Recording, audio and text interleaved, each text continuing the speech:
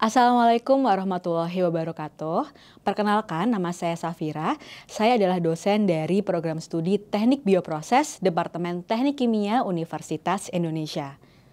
Setiap hari jutaan orang bergantung pada obat atau vaksin untuk bertahan hidup.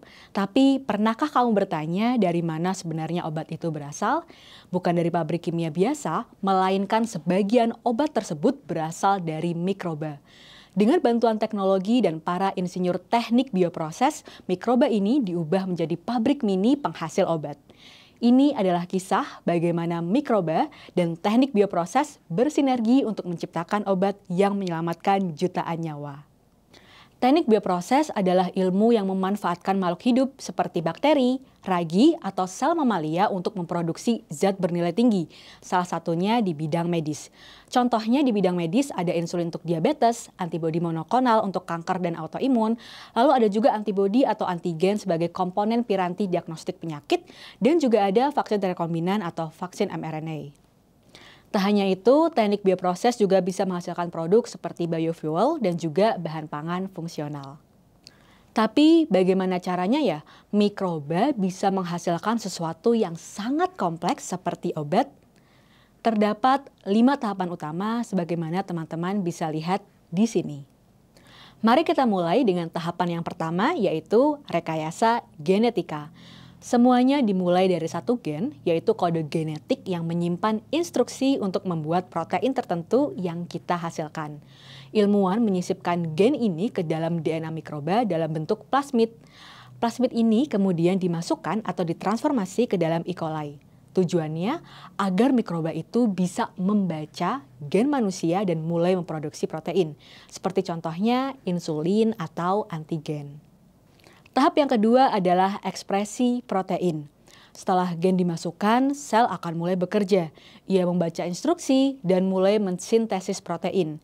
Ini disebut dengan proses ekspresi protein, saat sel bertindak seperti pabrik biologis.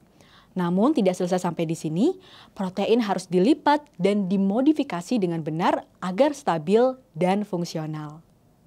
Selanjutnya adalah tahapan fermentasi, di mana sel-sel penghasil protein kemudian diperbanyak dalam bioreaktor, suatu wadah steril dengan kontrol suhu, pH, dan oksigen yang sangat presisi. Inilah yang disebut dengan fermentasi skala industri, di mana ratusan liter kultur sel menghasilkan protein dalam jumlah yang besar. Tahapan selanjutnya adalah proses purifikasi atau pemurnian. Protein hasil produksi belum bisa langsung digunakan. Ia harus dimurnikan dari sisa sel, media, dan kontaminan melalui proses purifikasi seperti filtrasi atau kalau teman-teman bisa lihat di gambar ini, proses purifikasi menggunakan kolom kromatografi. Kontaminan akan terperangkap di dalam kolom, sedangkan protein murni akan keluar kolom. Hasilnya adalah protein murni dengan kemurnian hingga 99%. Langkah yang terakhir adalah formulasi. Protein murni diolah menjadi bentuk akhir obat, bisa dalam bentuk suntikan, serbuk, atau cairan stabil yang siap dikemas dan didistribusikan. Semua proses ini dilakukan dengan pengawasan ketat untuk menjamin keamanan, efektivitas, dan juga kualitas obat. Bioproses bukanlah proses yang sederhana. Setiap tahapan harus steril, stabil, dan sesuai regulasi. Satu kesalahan kecil seperti kontaminasi, suhu yang tidak tepat, atau gen yang gagal terekspresi bisa membuat kegagalan seluruh batch produksi. Karena itu dibutuhkan kolaborasi dari ilmuwan, insinyur bioproses, dan juga ahli proses kontrol agar membuat proses ini berhasil. Di era pengobatan modern, mikroba bukan lagi musuh, melainkan mikroba adalah teman kita.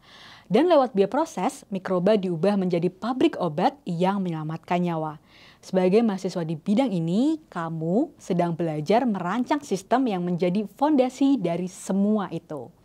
Dari mikroba menjadi obat.